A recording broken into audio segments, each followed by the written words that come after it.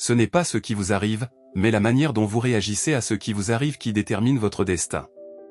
Ces mots de Marcus Aurelius, grand empereur romain et philosophe stoïcien, résonnent à travers les âges. Dans un monde en mouvement, où l'incertitude et l'adversité semblent la norme, sa sagesse offre espoir et clarté. Marcus a vécu des défis qui auraient fait plier de nombreux dirigeants, explorant l'esprit humain face à l'adversité. Le IIe siècle, époque de turbulence pour l'Empire romain, voyait ses frontières menacées par invasions et crises internes. En tant qu'empereur, Marcus devait maintenir l'ordre et défendre son empire. Les guerres marcomanes, dévastatrices, mettaient à l'épreuve sa résilience. Mais sa lutte ne se limitait pas aux défis militaires. Il affrontait des pertes personnelles, des épidémies et des conflits politiques. Chaque épreuve était à la fois une menace pour l'Empire et une épreuve philosophique. Comment naviguer ces défis tout en restant fidèle à ses principes stoïciens? Cette philosophie lui offrit un cadre pour donner un sens à sa réalité troublée. Au cœur de l'adversité, il découvrit des vérités sur lui-même et sur la nature humaine. Sa dignité et sagesse face à ces défis deviennent l'essence de son héritage. La vie de Marc Aurèle est une série d'épreuves qui forgent son caractère. Lorsqu'il accède au trône en 161 après Jésus-Christ, il fait face à des menaces externes et à des conflits internes. Ce vaste empire, un creuset de culture, rend son administration complexe et chaotique. Son règne est un voyage intérieur. L'absence de paix extérieure se reflète dans ses réflexions. Dans ses pensées, il interroge la nature humaine et la nécessité d'accepter l'inchangeable. Ces réflexions offrent une lumière sur nos propres luttes contre l'adversité. Marc développe un sens aigu de la responsabilité envers son peuple et lui-même, réalisant que sa force intérieure est sa véritable richesse. Les guerres marquent son règne, notamment sur le front du Danube. Marc prend personnellement les rênes de l'armée, voyant ses campagnes comme une quête pour la justice et la protection. Il combat non pas pour la gloire, mais pour la paix de l'Empire. En 167, le début d'une guerre contre les Marcomanes exige son engagement total.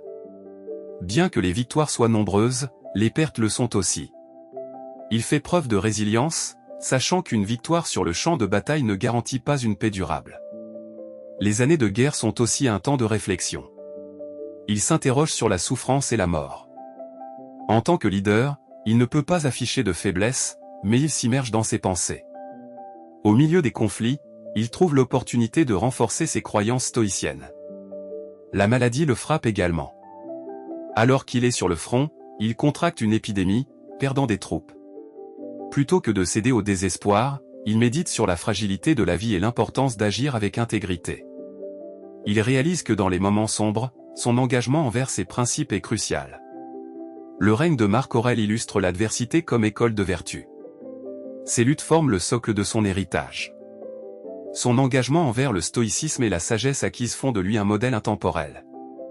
Dans ses triomphes et tragédies, il nous enseigne que c'est dans la manière d'affronter l'adversité que se révèle notre véritable force. Sur le front du Danube, il prononce un discours marquant, appelant ses soldats à maintenir leur dignité et leur valeur face à l'adversité. Ce moment devient le symbole de son règne, définissant ce que signifie être un véritable empereur dans une époque chaotique.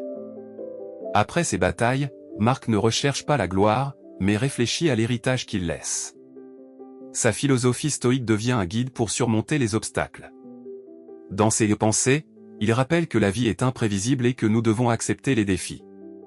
Ses réflexions sur la manière de traiter autrui, même nos ennemis, sont d'une pertinence troublante aujourd'hui. Dans un monde divisé, ses enseignements sur la compassion deviennent des balises essentielles. Marc Aurèle nous rappelle que nous avons tous le pouvoir de choisir notre réponse aux événements. Son message est clair, la force ne se mesure pas à la puissance physique, mais à notre capacité à rester fidèles à nous-mêmes et à nos valeurs.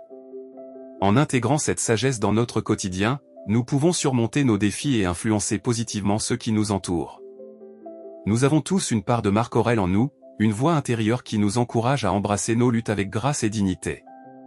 Que cette voix nous inspire à être des agents de changement pour notre communauté et notre monde, car c'est dans ces efforts que se trouve notre véritable force. Marcus Aurelius, né en 121 après Jésus-Christ, était destiné à une vie de privilèges. Élevé dans l'aristocratie romaine, il a été formé par certains des meilleurs intellectuels de son temps, notamment le philosophe stoïcien Junius Rusticus. De ses premières années, Marcus a appris que la vertu est au cœur de l'existence humaine. À cet égard, il avait déjà en lui les germes d'une pensée qui lui serait utile plus tard, lorsqu'il ferait face à des épreuves inimaginables.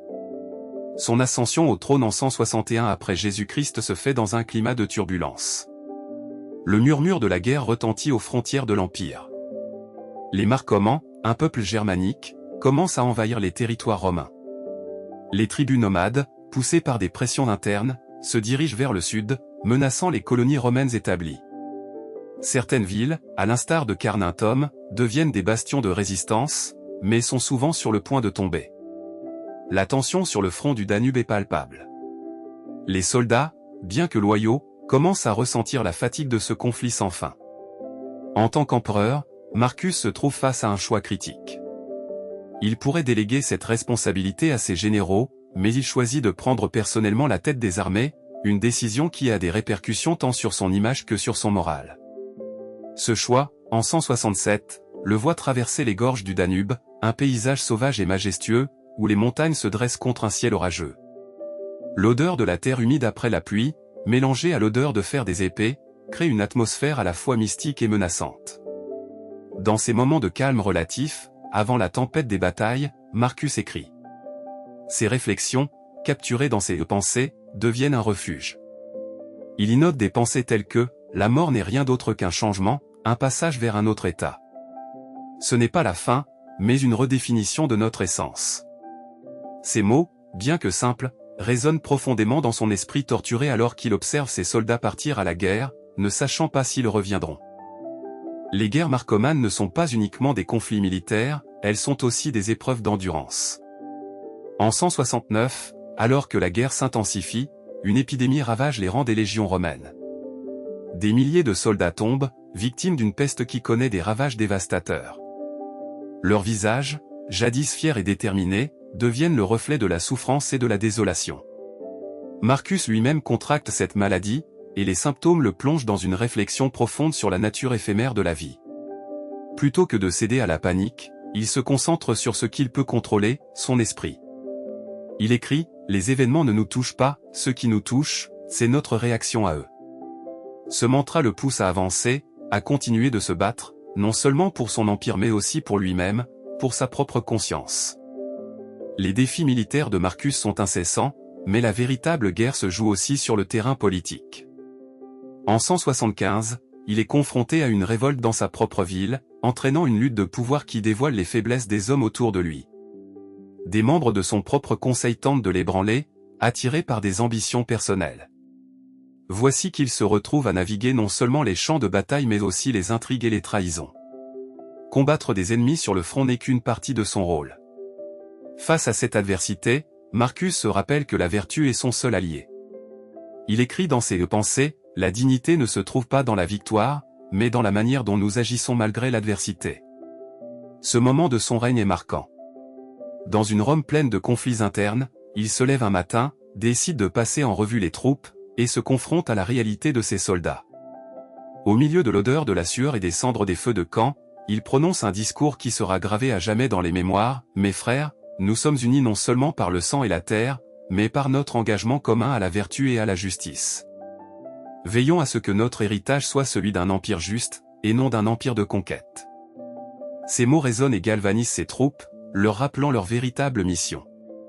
Les batailles se poursuivent, mais Marcus reste concentré sur la profondeur de ses réflexions. Lors de ces moments de solitude, il s'interroge sur l'impact de ses décisions. Les horreurs qu'il a vues le hantent. En observant les corps de ces hommes tombés au combat, il se demande souvent si cette guerre est juste. Il se remémore les visages de ceux qu'il a perdus, et les souvenirs de leurs rires et de leurs rêves. Ce questionnement l'amène à une profonde introspection, comment puis-je justifier la souffrance? Les hommes tombent, mais ceux qui restent doivent vivre. Cette pensée l'accompagne alors qu'il traverse un champ de bataille silencieux, où le vent murmure les histoires de ceux qui ne reviendront jamais. Alors qu'il finit son règne en 180, la conscience de Marcus est marquée par les épreuves et les luttes. Il a vu la vie sous toutes ses formes à la gloire, la perte, l'amour, la douleur. Ses pensées deviennent une prise de conscience collective. Les mots désenchantés d'un empereur, mais aussi d'un homme, offrent des leçons intemporelles. Sa lutte n'est pas simplement un récit d'un roi, c'est une méditation sur l'expérience humaine.